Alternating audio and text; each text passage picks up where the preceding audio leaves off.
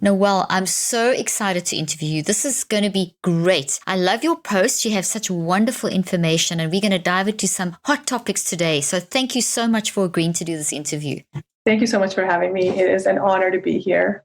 Oh, thank you so much. Well, before we start, can you just tell my listeners a little bit about you, something that's not in your bio, what motivates you to do what you do? Yeah, absolutely. So I am an immigrant. I immigrated from Pakistan when I was 12 years old with my family. Oh. So I experienced that acculturation process where, I had a hard time understanding where I belonged or how to identify myself. So I think that's a huge part of who I am. I'm also a PhD student, so I'm doing my doctorate in clinical neuropsychology, and I'm a writer and a mental health advocate. So I really enjoy learning about health and wellness. So that's physical and emotional. And I try to share what I learn as much as I can. I think I really see that value, even though I have so much of a workload, I still do this as a passion. And what motivates me to do this is because in my South Asian community, it's the resources for mental health are just not there. They really lack. And when someone is going through mental health issues, it's really hard for them to access proper support or even understand how they can work on it themselves. So the power of social media now is that we can actually, transfer all this knowledge that we're learning as professionals to those people who can access it. And that, I think that's what really keeps me motivated to run that Instagram page and just allow everyone to take what they need and understand what will help them and what won't.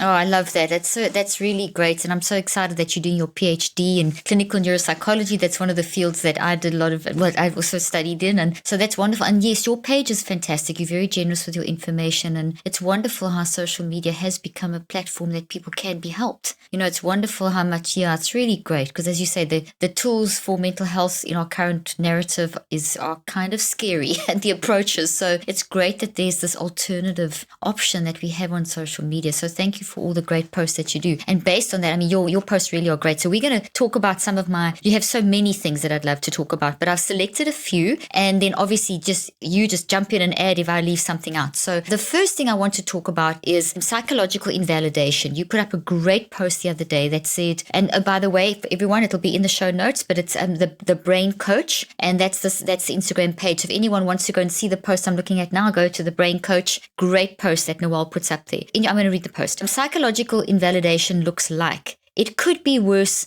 I'm sure it wasn't that bad. You shouldn't feel that way. Just get over it. Just let go. I know exactly what you're going through. And then you have underneath it the counter, how it's counterproductive in terms of helping. So should we just take each one and just talk it through? So it could be worse. I'm sure that wasn't that bad. What does that do? What does that kind of statement do to people? Yeah, so psychological invalidation basically is a way where we tend to minimize the experiences of another person. So that's the gist of it, right? So when we say something like, it could be worse for another person, here we're bringing our own subjective biases and judgments of how another person should be internalizing their experience,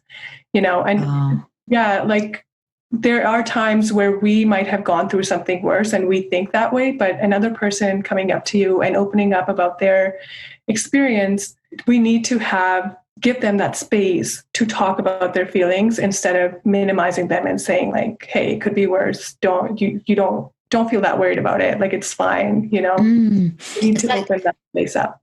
I love that. You need to open up that space. Otherwise, we invalidate their feeling because we're trying to become an expert on what that person feels. So it may be for you that, as you just so rightly said, you could have gone through an experience that may seem similar, but it's not the same because everyone's experience is different. And so it's very important that we don't just invalidate. And it's amazing how easily those slip off our tongue. Those statements. I think sometimes the intention is to try and help someone, but the impact is not always that, positive. It's, as you say, it's very invalidated. You actually made a really good statement there. You said these statements minimize and marginalize someone's pain and force a toxic positivity on them. Then one of the others, you shouldn't feel this way, conveys a superiority over someone. That's so interesting.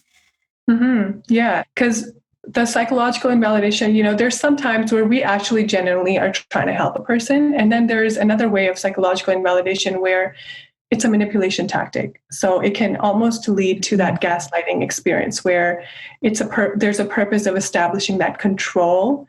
So you shouldn't feel that way, or you're overreacting, or, you're being so sensitive. Just all these things are really us trying to put the blame on that person, especially if we are the person who upset them. So it usually comes up when we are on the defense and we're saying these things to let the person know, like, it wasn't a big deal, or I was just joking. These things are such minimizing statements because you're not having that uncomfortable conversation of how you made the other person feel and how we can overcome that situation. So that's how it minimizes that experience and in general, that conversation. So you mentioned gaslighting. So let's talk a little bit more about gaslighting because it kind of relates to these things as well. So it's a very common form of psychological invalidation. And you mentioned it now. Can you talk a little bit more about it, maybe define it and give a few more examples? Yeah. So gaslighting is a power move, right? So the purpose is to make the other person think that they are being crazy or paranoid or just overly sensitive.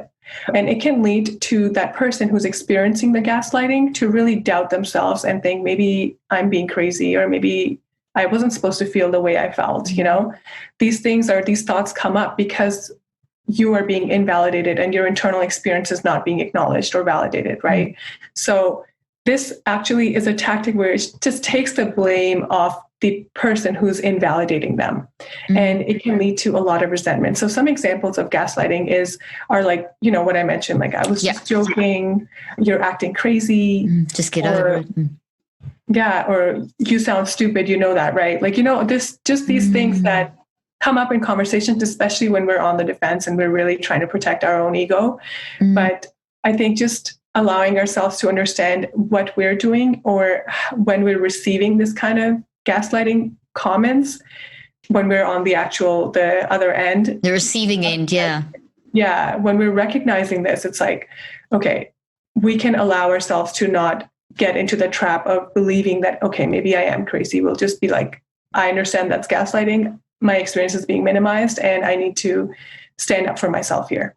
And it's quite common, isn't it? Especially in today's climate. I mean, there's a lot of this happening. Are you seeing that? Are you seeing that across just social media and in your experience as well, clinically as well? I definitely am. I see it a lot in relationships and also in social media, because we all have a voice now on our platform. Let it be personal accounts or public accounts. We are able to say what we want to say, and our opinions, everyone's opinion is subjective, and it comes from the knowledge that we have taken in and put in our brains and so on. So gaslighting can really happen when there are disagreements with certain opinions or certain beliefs that people have. And I have seen it a lot, especially recently with these huge movements happening. There has been a lot of gaslighting going on. And even with, it's a combination sometimes where relationships, people are arguing with their parents about certain beliefs that they hold, and the parents are gaslighting the children and the spouse. Like, it's happening all over the place. And it's really good to recognize that it's happening. I think what you said there is very, very important. It's very good to recognize it because it's happening. It's not just a certain group of people. It's kind of everyone. As you say, it's happening with parents to their children, children to parents, siblings, friends, people that like each other and don't like each other. It's happening across the board. So it's become a kind of almost a way of speaking to people. It's become too accepted. So I think bringing shining a light on it and saying, hey, listen, if you're manipulating someone else, if you are invalidating their experience, if you're making them feel bad about saying it's stupid or whatever, to stop and just check your own, because it's hurtful. I mean, as you said so clearly, just think of when you were on the receiving end, what that felt like. Yeah, I mean, there's been times, especially, I think I'm so passionate about the topic of gaslighting because it has happened to me. It has happened to me in my relationship, and sometimes the other person is doing it unconsciously. It is not always conscious. So it's really important to have that conversation like, hey, what you said here really minimized what I was trying to tell you. And it made me feel really hurt and really unheard. That conversation, if we are really conscious about how we're feeling, then we can communicate it to the other person. Like, that's how we feel. And then we can have that conversation and stop that behavior from happening in the future. That's so good, because then the person that it could be, as you say, in a caring relationship, and person's doing it without even realizing they're doing it. So to say those things, that you made me feel invalidated, you made me feel hurt, to actually express that, talk it through, makes them aware, then they're more careful. So and it works both ways. And if you do say that to someone and they continue to gaslight you, well, you have every right then to remove yourself from that. You need to protect yourself. Exactly. And protecting yourself just means, you can set boundaries around these behaviors. Yeah. So when they do this, you just have something like, okay, if you say something like this to me next time, I'm just going to pause, end this conversation, and we'll come back to it, because I'm not going to engage in the conversation where you're minimizing my experience.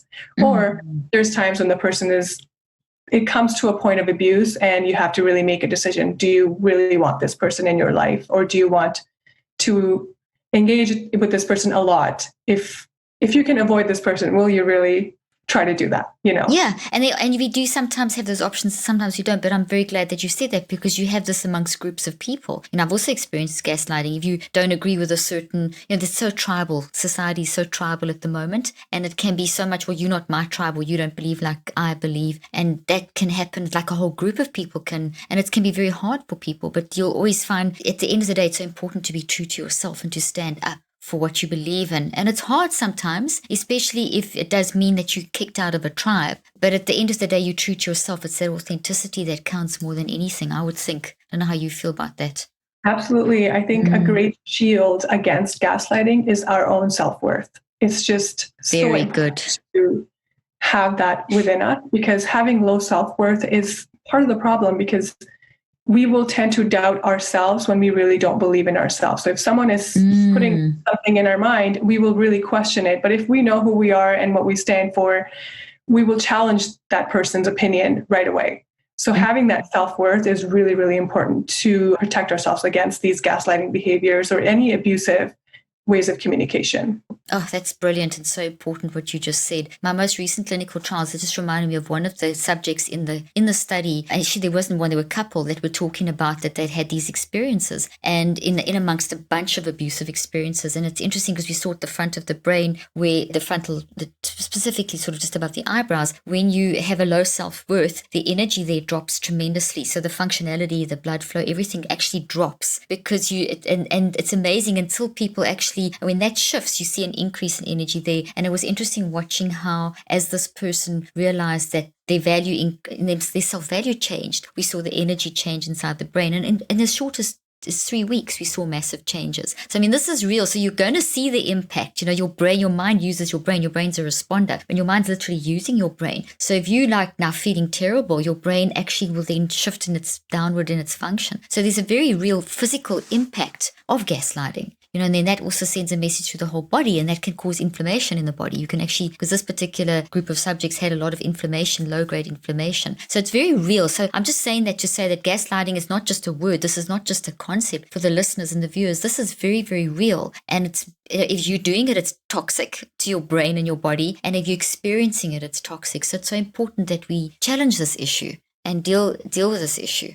Yeah, absolutely. I agree with that. And it's really nice to see that there is a study out there that really allows us to understand how, that stress response comes up. Because that, I'm assuming, is happening because our body is constantly stressed out, or, whatever that is, it's leading to physical symptoms in our body, which is absolutely insane. Yeah. And it's so crazy, because as we are, like, let's say someone, as you've just described, gaslights you, they say any of these things, like, it could be worse, and I'm sure it wasn't that bad, and you shouldn't feel that way, and just get over it, and just let go, and I know exactly what you're going through. All of that invalidation immediately, like, as you say them, I even get this, like, gut feel. I don't know if you feel that you sort of get this, I don't want someone to say that to me if I've just told them some major issue that I'm experiencing or something like that. And it actually, as every moment of every day, we're directing our neuroplasticity, we're changing our brain. Our brain's always changing. So if we don't direct or control that, we change it in the wrong direction. So immediately our genes change, and immediately we have those structural changes. And that's where you get the impact on the body physically in every cell, and the inflammation and all that kind of stuff, which is quite scary. So I just remembered, I want to ask you one more thing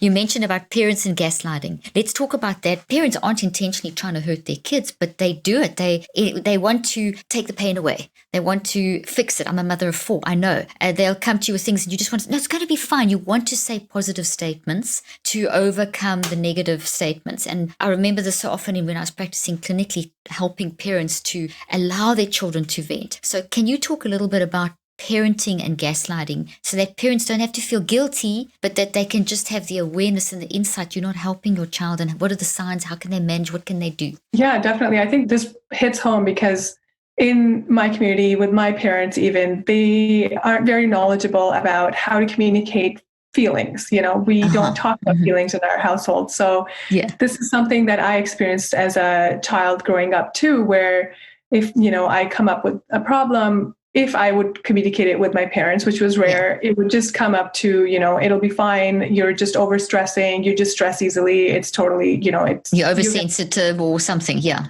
Exactly. Just making assumptions rather than having that space to talk about the issue at hand. And sometimes when we do this as parents, we might be unconsciously saying all these statements, but if we understand what gaslighting is and what it really does to the person, which we just talked about, then we can be really cautious of saying these statements. And rather than trying to hold on to that need to really protect our child and just make sure that they are feeling better, giving them that space to just talk and figure out the situation that they're feeling inside really gives them the opportunity to learn about what they're experiencing and become resilient afterwards. So, they understand that I was able to get through it, even though I processed all these emotions and I was still able to move past it rather than just suppress them.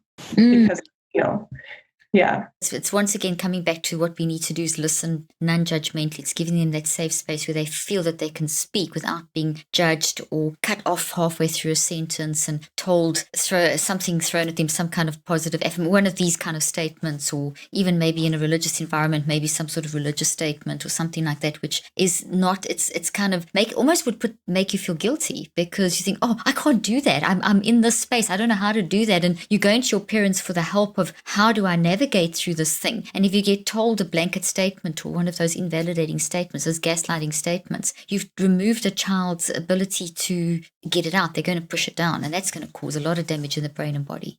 Yeah, definitely. I think one thing to really think about is just use open-ended questions when a child comes with problems. It's like, so what do you think, or what do you really want to do in this situation, or how are you feeling? Just give them that room to talk with, and open-ended questions really promote that. Rather than it'll be okay. See, there's no room for a response there, or you're just stressing. There's no room for a response again. So really allow them to have the ability to talk about what they're feeling. And if they really are coming to you for advice, ask them, do you want my advice, or do you want to figure out what options you have here? And we can talk about that. And then you have the end decision to choose what you really want to do, That's healthier conversation. That's so good. So to ask open-ended questions, that's very key. And in asking the open-ended questions, you allow for them to be able to express themselves. And they're not just giving advice, but asking, do you want some advice? Do you want help? So letting them come from their angle so that we don't, because if we give advice, we're giving it from our angle. But if you ask someone, do you want, they're going to guide you as to what sort of advice they need. They're going to push you in that direction. You don't just assume. So it takes away the assumptions, the open-ended questions. That's really good advice. Let's talk about the emotional dumping. I love this post. I love all your posts. I think they're fantastic. Okay, so this is great. You talk about emotional dumping versus healthy venting. And like you say, things like emotional dumping would be something like blaming others. That is because you did X, I did Y. Whereas healthy venting doesn't blame others. So should we take it one by one and we can talk through each one because they're powerful. So the whole blaming thing. Yeah, so imagine having a conversation with someone who has hurt you.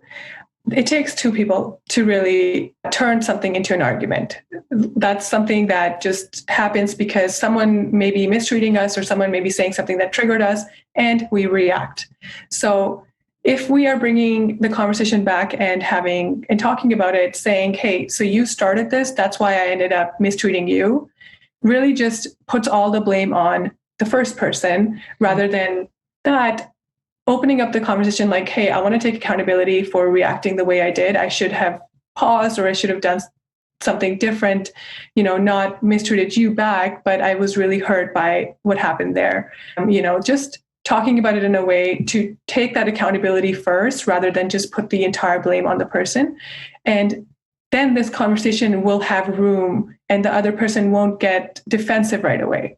That's why it's important to not blame the person right away in a conversation. It's that blaming, it's that kind of pointing the finger, you did. The minute you do that to someone, it's immediately making them on the defensive. Immediately people feel they have to self-protect. And then they can't really hear what's being said. And then just all the emotions then block, all the negative emotions then block the ability to communicate. So just by saying what saying exactly how you did that, it's fantastic. So not blaming others, but actually looking at oneself, explaining how you feel once again. All the way through, the message that is coming through very strongly is it's authenticity, to be authentic to yourself, to be honest, to be open, to tell people how you are feeling, to be vulnerable instead of that reaction of argue, defend, justify. It's all about, okay, did I misunderstand you? This has hurt me. The honesty, the vulnerability. Right. Yeah, exactly. I think that's the main point of all of this. So we'll go through the examples, but basically what I tend to tell my clients too is when you are trying to approach a situation, use I statements. So if you are even mad at someone, if you're resentful and you're trying to communicate, instead of saying you did this or you made me feel or just anything, try to just switch that conversation and turn it into an I statement. So very good. I felt hurt because of what happened. That is very different than you made me feel. That's huge. That's huge. Just saying, I feel hurt because you said versus you made me feel. Such a difference. The one is just going to lead to an explosion and negativity. The other one's going to open the door and create the space for an authentic discussion. Exactly. Yeah, that's fantastic. Okay, let's take the next one. Emotional dumping overwhelms the other person with multiple issues versus healthy venting sticks to one topic, does not bring up past issues. I really like that one. Yeah, definitely. So that one is something that happens a lot because when we are emotionally charged, there's a lot of emotions in our brain just circulating, it's just our mind starts to race. Yes. We think about so many different things that have happened in the past, and we want to do everything to try to make the other person feel that they were in the wrong. But it just does not solve the problem when we are bringing up past issues that have already been resolved. Yes, if there's a pattern that keeps coming up, it might be helpful to talk about, certain things. But even then, sticking to one topic really allows us to work through that one thing. If we bring up multiple things, we really lose track of what the whole purpose of this conversation is.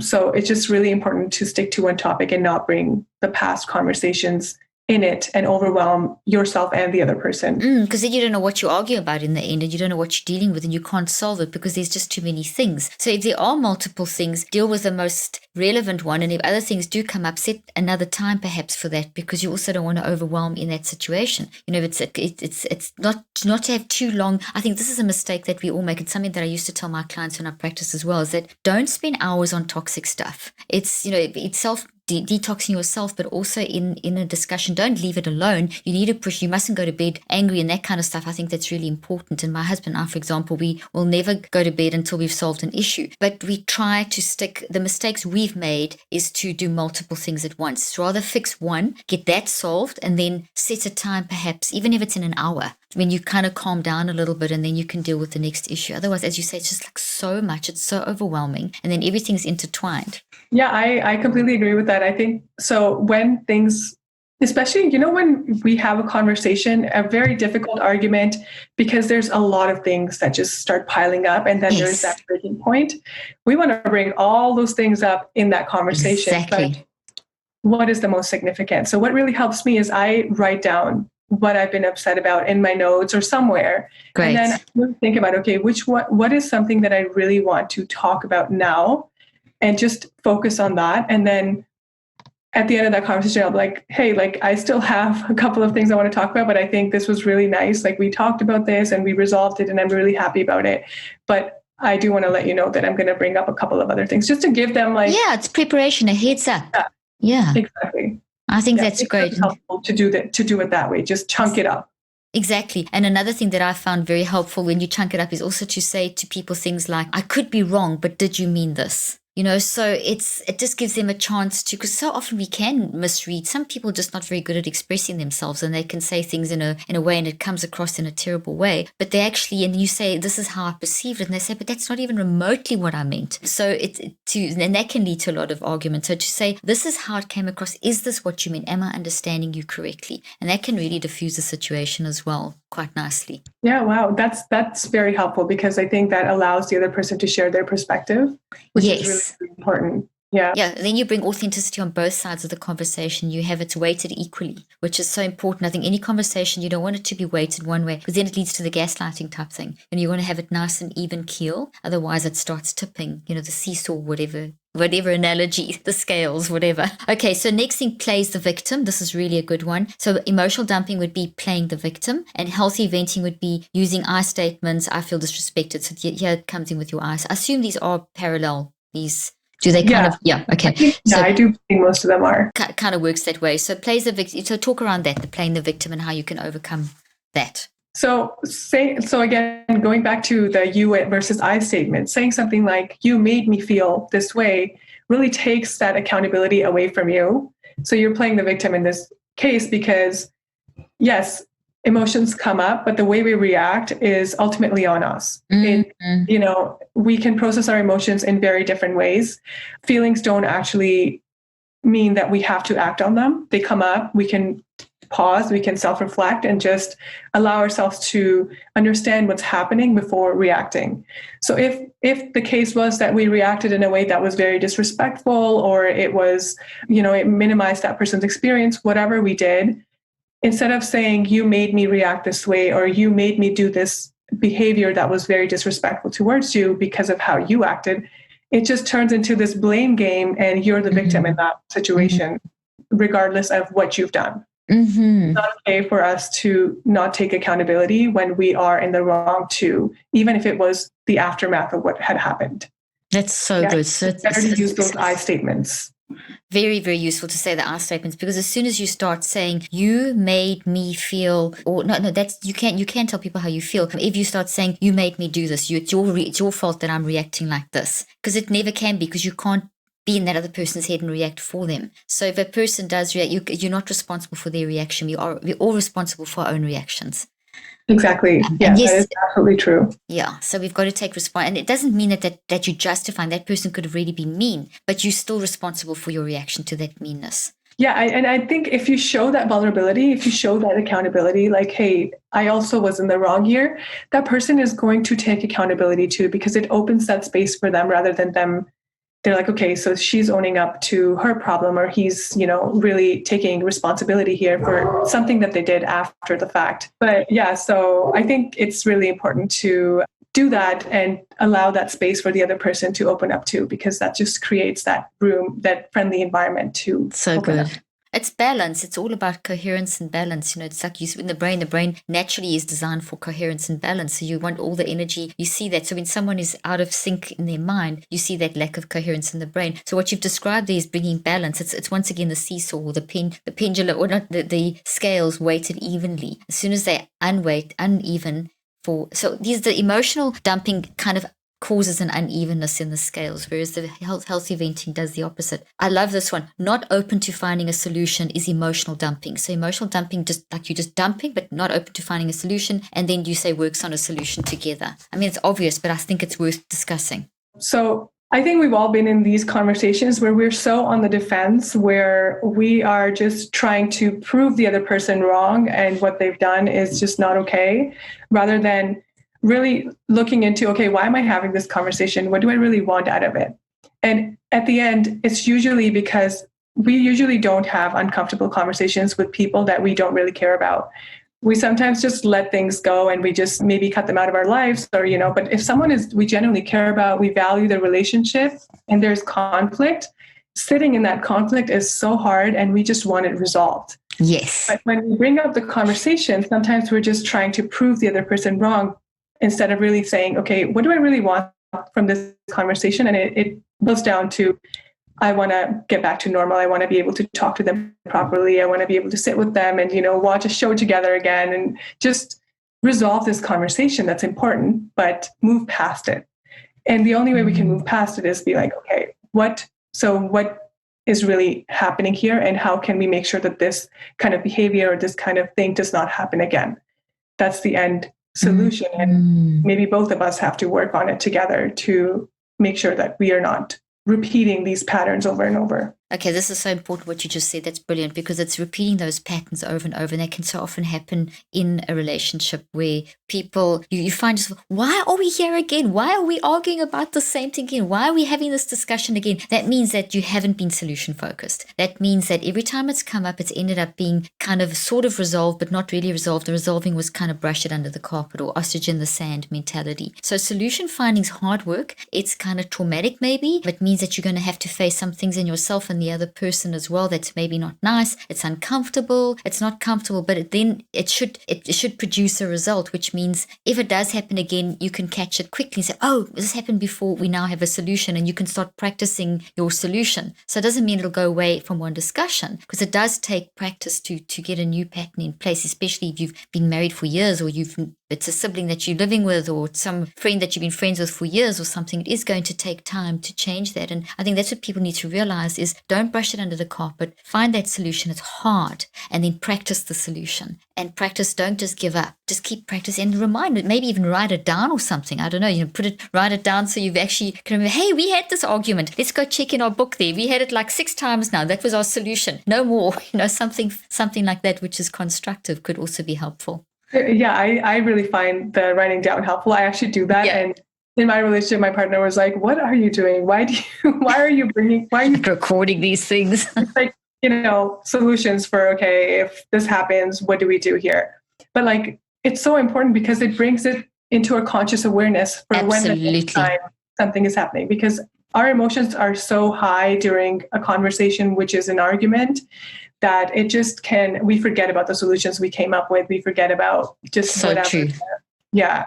So I think it's really important to really repeat or bring that up every time that pattern is being repeated. So ultimately it gets minimized slowly. And with time, it might just go away completely. Yeah, and you can. That's right. You can automatize. It takes 63 days to form a habit, not 21. So it's going to take, that amount of time. It's going to take about 9 weeks to change a bad habit in a relationship. And a lot of people aren't really committed to that, or they just don't get their head around the fact that it takes time, and it's easier just to blame someone else. And that's why I wanted to have this discussion, because people need to and you said something so important about how emotions can come up and how you can forget. So that's why it's so great to have it written down. And I always use this analogy of a tree for thoughts, because that's what they look like in the brain. And when you think of a thought, that thought could be, and that's a healthy thought. This is a toxic thought. I don't know if you've seen me use these before, but it's just so to sort of really undergird what you've just said, is like, if that's the toxic relationship issue and it keeps coming up, if you just keep stuffing it down, it's still there. You haven't dealt. It's real. It's in your brain. It's a structural change. And what's interesting about a thought is that, as you can see, there's all the branches. Each branch is representing a memory. So the thought is made up of memories. Like a tree is made up of branches. The thought is made up of memories. So memories are the branches, and the leaves are the emotions. So you've got information, emotions, which is the detail of the conflict, and then the emotions are the leaves that went along with that information. So emotional memories and informational memories. So like you said, when they come up, that both of those come back. And if it's toxic, this is healthy. So it's normally just, it's constructive. This is destructive. There's all the thoughts, there's all the emotions. And if they haven't been dealt with, as soon as they're in conscious awareness, they can be weakened and changed. But if they go back into the unconscious, they get stronger. So when they come up, it's very important that we go back and find what was our solution, and remind us of, eventually this gets weaker and weaker, and it literally melts in the brain. All the energy is transferred from there to there, and then you can remember how you were. But that takes time, and that's something that people need to really put in the effort. Because I think if they blame, we've done this, we talk, it's your fault. Meanwhile, don't blame. It means you haven't spent long enough working towards the solution. Okay, defensive to constructive feedback. Okay, emotional dumping. Defensive to constructive feedback and does not own up to mistakes. And then healthy venting, owns up to mistakes, open to constructive feedback. So do you want to talk about that? I love that. Yeah, so this is something, again, similar to the taking accountability. So there's one thing where we ourselves decide, okay, this is something that I didn't do, I disrespected here, I wasn't okay in my behavior here.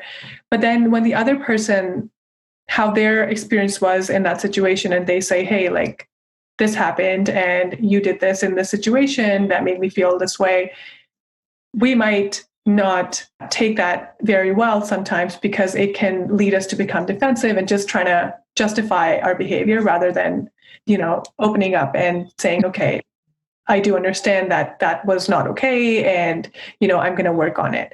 That takes courage, and it's hard to do. So a lot of times we just become defensive to constructive criticism, or we just tend to not own up to our mistakes, which is so important to allow that room for that healthy conversation and that solution to occur at the end. That's so good. I think also the delivery of the constructive conversation is so important. Now, I always talk about delivery. Think of a gift. It should be, whatever you're saying should be like a gift that's all wrapped up beautifully. So if it comes across in an ugly way, like it's thrown at the person, it may be the most amazing words and the most amazing advice that will really help you, but it's delivered so badly that you don't get it. So I think it's so important that delivery, that you're giving constructive criticism, to make sure we check ourselves, that we're delivering it in a nice way. I don't know how you feel about that. Yeah, absolutely. I think that's so important. The delivery is where the magic is. Yes. It's really so important, because the way we might have a thought, we might think of something, and when we're trying to say it, it just turns into a very blame kind of situation where we're telling the person, you, like using you statements. That's right. Really messes up the delivery. So yeah, totally. It's harder to talk about, I felt this way because of, it's harder to do this. But once we learn how valuable it is, it can really change the dynamic of the conversation and allow us to get to the resolution, rather than having this long conversation that just feels toxic at the end. Yeah, and you just feel worse off for it. So it hasn't. So in other words, I love what you said there, that the delivery is the magic's in the delivery. And, so it's very much, I think this may be an option, so it's very much, and it's got to be gentle and watch the body. 50% of communication is body language. And sometimes people don't realize they're doing this, and it's people already responding negatively. And you're speaking from a toxic thought. Einstein spoke about this, the photons will be always generating energy. So if you are delivering something in an aggressive way, even if it's really good words, people feel that, like a little BB gun, the paintball guns. It feels that. You can kind of feel that. So it's so important that we are careful of our delivery. And I think if people were just like politicians and everything on every level, we need to be more aware of our delivery. Okay, next one, emotional dumping. Does not respect or listen to the other person's perspective, versus healthy venting, listens and acknowledges the other person's perspective. So this is something that I think I even had a hard time understanding for a long time. This is where the understanding of our perspective might not be, or our understanding of the situation might not be the same as how the other person understood it.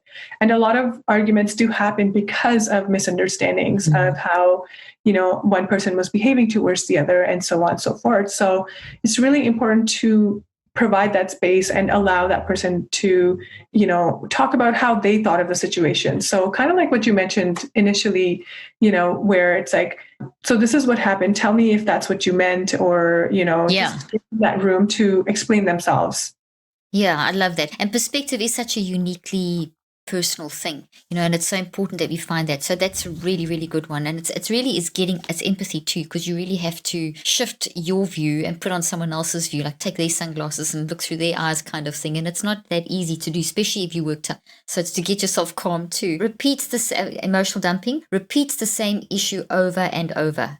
Says the same things over and over. Very, very tiring. Healthy venting does not go in circles. That's a really good one. So this is where someone is explaining themselves, they blame the other person tries to explain themselves, and then it just goes in circles because no one is satisfied with what is going on. So they just keep bringing up the issue at hand over and over again, and it just turns into a very exhausting conversation rather than something that can be resolved. So I think there needs to be personal boundaries here, where if you bring up an issue and it is being repeated again, if you're doing it or the other person is doing it, just bring up like, hey, we already mentioned that. Let's focus on the resolution part of it now. We understand what's going on. We've talked about our experiences and how the misunderstanding was, or, how our feelings, how we felt. But now let's focus on the solution. And the important thing is that these conversations cannot happen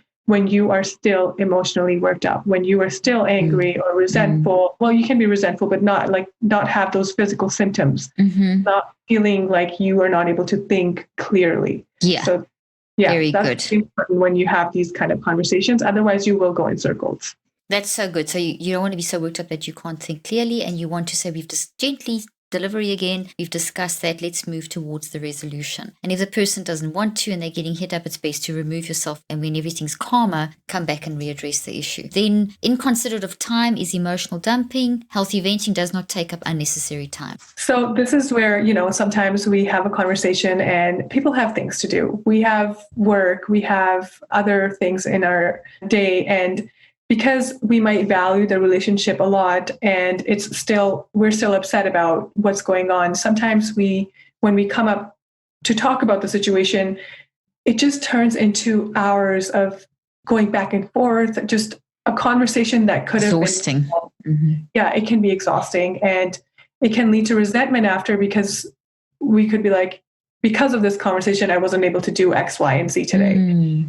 So it's really important to be considerate of the other person's time and really value, hey, I know you've got an exam tomorrow. Let's not talk about this today. Just be considerate of what the other person is doing that day. And when we have the conversation, if we're not repeating things over and over or bringing up the past, that can really reduce that time to what we need to focus on and move past it. Love it. Fantastic. And then the last one here, feels toxic is the emotional dumping, feels beneficial, the healthy venting. Fairly obvious, but if you want to just say a quick word about that. Yeah, I think ultimately, if we are emotionally dumping on someone and we're going into these long conversations without a resolution, it's going to feel toxic, because we still don't feel at peace at the end. We don't feel like, there's that feeling that, okay, this is probably going to happen again and we'll have to deal with it again. And usually when the pattern keeps happening, our response is just to shut down. We just like, okay, whatever, like no conversation. There's no room for conversation. We just withdraw, and that turns into that pattern that leads to so much resentment. So it is toxic if we are not able to engage in a conversation in a healthy way where we're both understanding each other's experience and not blaming each other, taking accountability, and just focusing on that one problem rather than multiple at the same time. That's so good. That's so important, that you don't just shut down and then it keeps happening and it gets worse and worse and worse and worse. It's issues. If you're in a relationship with someone, you got to sort out your issues. Otherwise, it is just going to extend the time and make it worse. That's amazing. Okay, so the next one I want to discuss is cognitive distortions, another very important area. And maybe talk about cognitive distortions like personalization or blame, should statements, emotional reasoning, magnification or catastrophizing, and fortune telling. So let's talk about, first of all, if you can define cognitive distortions, and then we can talk about each of the different types. So cognitive distortions are basically irrational or inflated thoughts that negatively distort our perception of reality.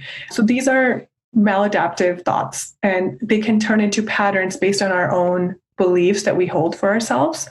And they can be really difficult to identify if we're not aware of them. That's why it's important to teach about cognitive distortions and learn about them. So when they come up, we can call recognize ourselves them. Yeah. Okay, so let's talk about the first one you have here, personalization or blame, and you define it. So if you want to just explain what that is. So personalization or blame.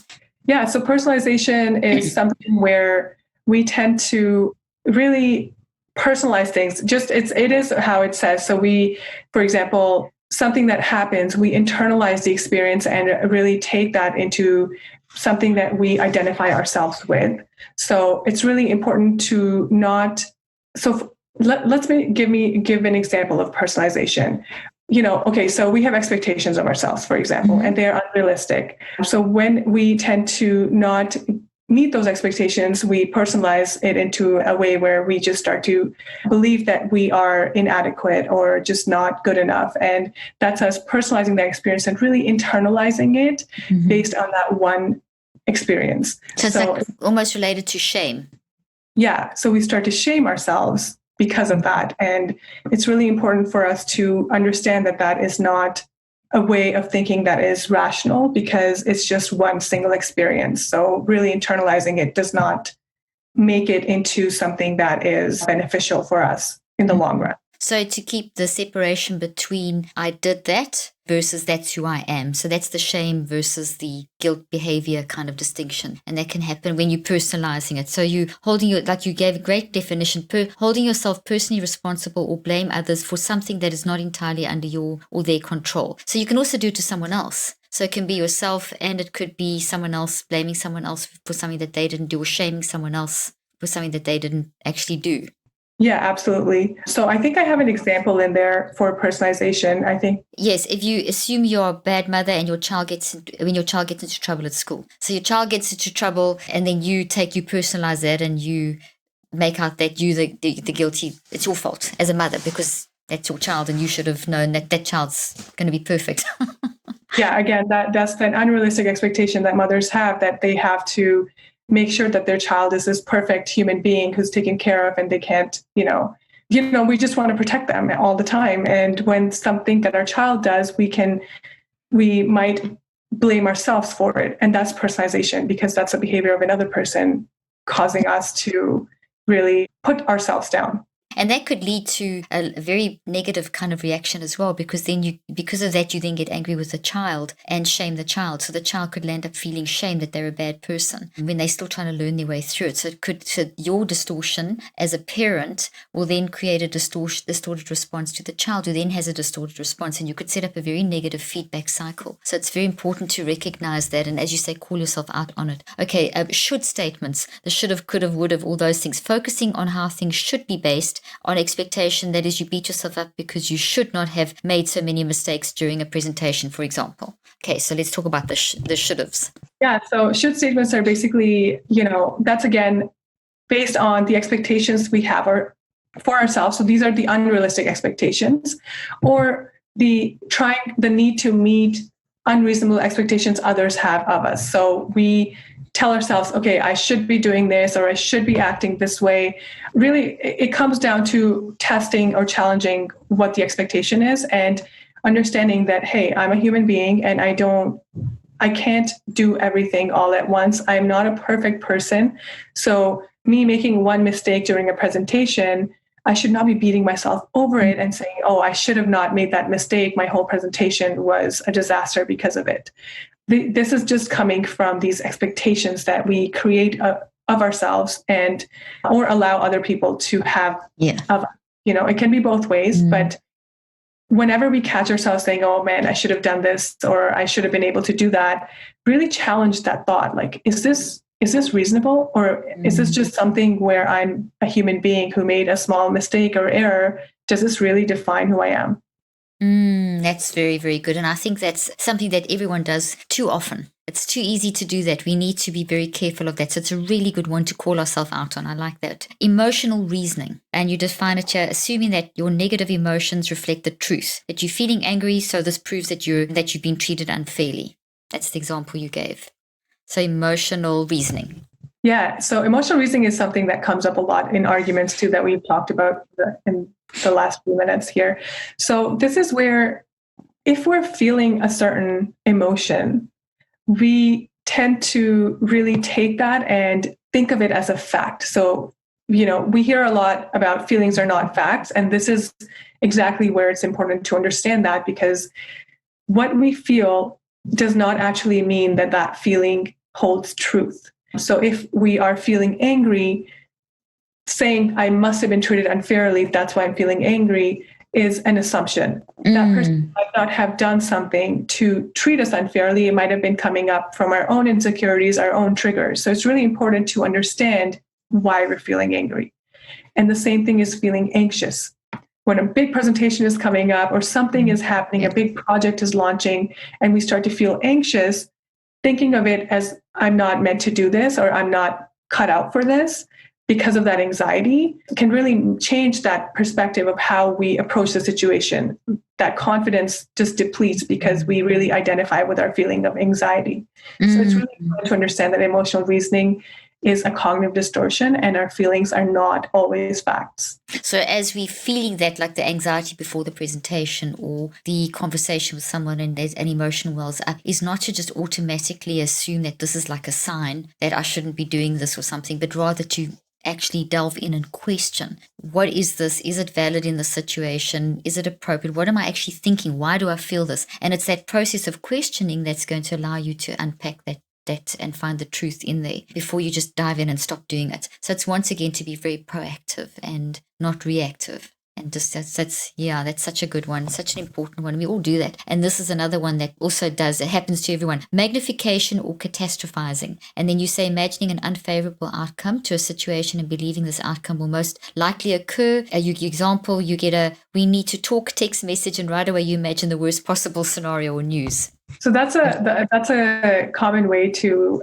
really understand what's happening. This can be even an email from HR saying, hey, can you come in? And you just start thinking about, oh my God, I've done something at work, or this is going to be, I'm going to get fired. Just coming up with a worst case scenario when it could have just been something completely the opposite, where they're just acknowledging, your efforts or whatever it is. If we don't know exactly what's going on, and we come up with a worst case scenario, we're basically self-sabotaging. We're putting all this stress and anxiety in us when we really don't know what is happening. Mm-hmm. And until we know that, there's no point for us to really sit in that feeling of worry or stress for that time, So magnifying something or catastrophizing a situation can really lead us to be in this, to have that stress response for a very long time until the situation is resolved. So it's better to just really assess the pros and cons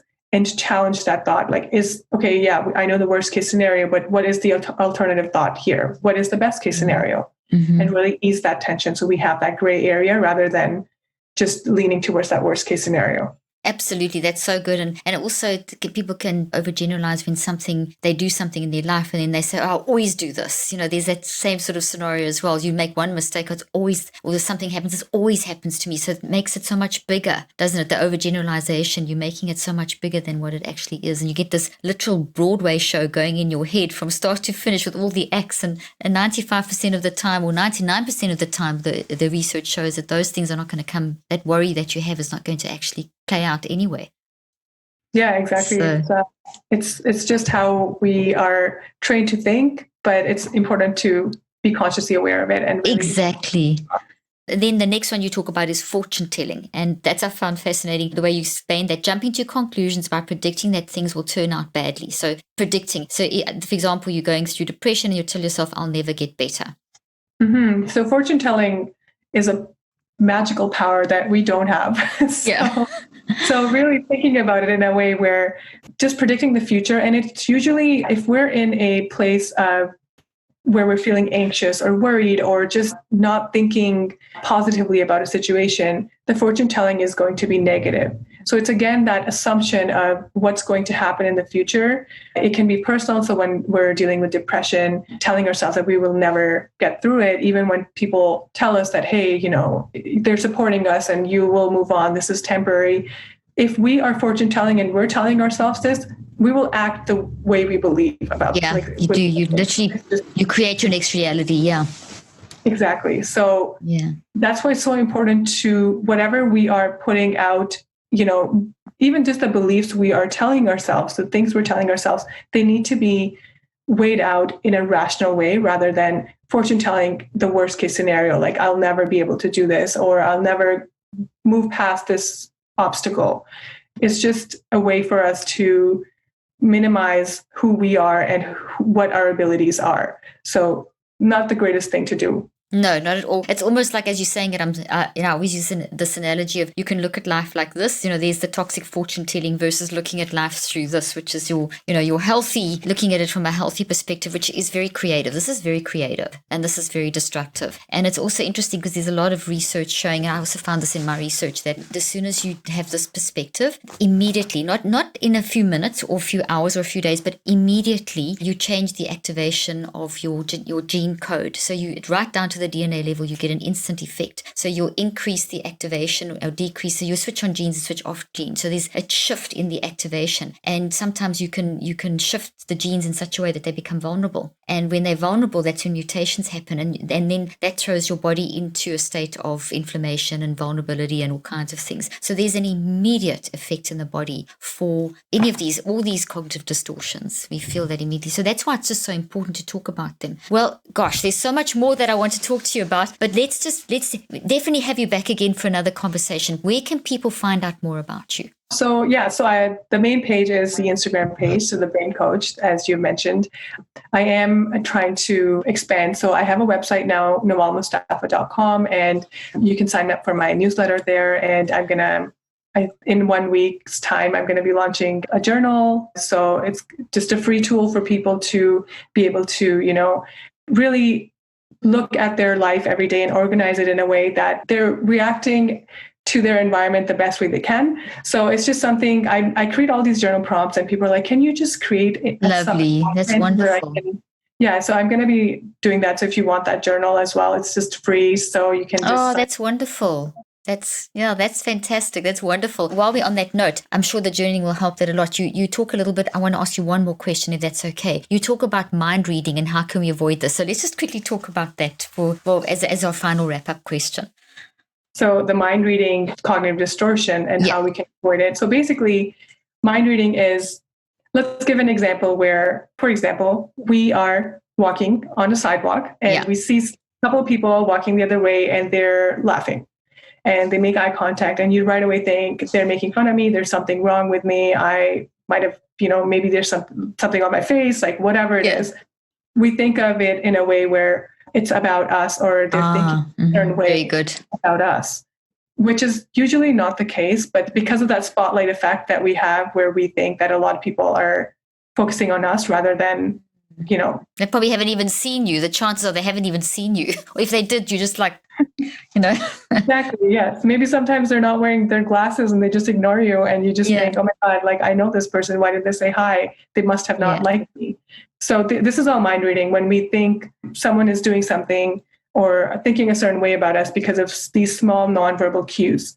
And it can show up in relationships too, where someone just is having a bad day and you go to your partner and they're not talking a lot. They're just giving one-word answers, and you just think, oh my God, I did something to upset them. And you say something, you text them and say, did I do something wrong? Meanwhile, they just want to they're just in their own space for that day. So and I think it's really important to communicate here. If something is going on, if you think someone's thinking a certain way about you, just ask. Just say, hey, I'm noticing this. Is this, I think it might be just my perception of things, but I really want to just talk about it here, if that relationship is valuable. But there's also times where you can just challenge that thought. How likely is it that this thought is true, that they're actually thinking this way about me? And how likely is it that, they were just doing something else and they were just in their own little world? It's once again that authenticity, just being real and vulnerable. You actually had these three more. I'm actually just going to quickly, we overgeneralization, we pretty much discussed that. Mental filtering, I think that's worth quickly talking about. Mental filtering and disqualifying the positive. Let's quickly talk about those two. So let's talk about mental filtering first. Okay, so the example, this is still in the cognitive distortions. For those of you that are looking at the post, it's the second little page. I didn't ask, so I flipped over to the next page. Focusing on the negative aspects of a situation while disqualifying the positives. You dwell on a single negative comment from your boss and ignore all the other positive comments. So the focus on, like if you have 20, 30 comments on your Instagram and 2 are bad, you focus on the 2 instead of focusing on the others. Yeah. So this is mental filtering, where sometimes there's so many cognitive distortions. Sometimes it's just hard to. I know there's so many. Yeah. But I think one thing is, whoever's listening, I don't want you to feel overwhelmed because of all these cognitive distortions. There's usually a few that we tend to do a lot more. Yeah. So it's good to focus on that first and work through those. Look at all of them. Listen to the descriptions. Look at all of them. Find out the ones that are most applicable to you. Write them down and then work on those. Exactly. Yeah, I think that's how we would be able to work through these things more consciously. But so mental filtering is where we take usually it's the most negative aspect of a situation, and disqualify everything else that is positive. So again, the Instagram comment thing is very relevant relative for me too. It's relevant here because sometimes I create a post and everyone is, this is so helpful. Thank you so much. It's impactful. But then there's that one person who's like, hey, I don't fully agree with this, and this is the reasons. And I have to really think about it and say, okay, you know what, this is an opinion of that person and it's coming from their own experiences and so on. So I have to just really take that in and not make that into my whole post is bad or my entire, work is not valid. Again, this can happen in so many situations, but really understand that focusing on that one negative thing is really creating this belief in you that you are not good enough or you are not worthy of, the good things that are happening to you. So it's just important to filter things in a way that is not biased towards that negative component of your life. It's so good. It's so important to do that because we can get so stuck in there. Because I often talk about, people throw around the concept of negativity bias, that the brain has a negativity bias. The brain doesn't have a negativity bias. The brain is actually structurally, neuroscientifically, we see that it is actually wired for, it's literally the way the chemicals flow and the structures and stuff. It's for healthy emotions, healthy thoughts, healthy memories, etc. So, or thoughts which contain emotions and memories. So I always explain it that we have a positivity bias. So when something is negative, it's so abnormal. That's why it grabs our attention. And when you shift your perspective like that, it helps with the mental filtering. That's what I've always found. Okay, so let's just quickly finish off with the last one, disqualifying the positive. And you talk about acknowledging the positive, but rejecting it instead of accepting it, like you land a competitive job, but you attribute it to a lack rather than your competence. So this is something that can really show up when you have low self-worth. This is something that can, when even just the simplest thing where someone is giving you a compliment and you have a hard time taking that compliment because you think that you don't deserve it. It's you disqualifying all the positives about you because you're holding this certain belief about yourself that you might not be good enough or you're not competent enough, just something that is holding you back, and you are looking through that lens where you're disqualifying all these positive aspects about you and just taking that one negative comment. Again, it happens so often where we discredit ourselves for a lot of things and then end up doing this kind of thinking this way where we're disqualifying all the positives about us. Meanwhile, if that person has said something positive, even if you don't agree with it, it's worth evaluating to see maybe you should agree with it, because why there's something you've done or said that's justified in their mind, the person giving you that compliment or whatever it may be, or the job promotion or whatever it may be. So it's kind of just stand back and observe that. So Nawal, thank you so much. This has been such a great conversation and so helpful, and love to have you back again to discuss more of these really important things in this very practical way. So thank you so much for your input. Thank you so much for having me. It was a pleasure talking to you. Thank you.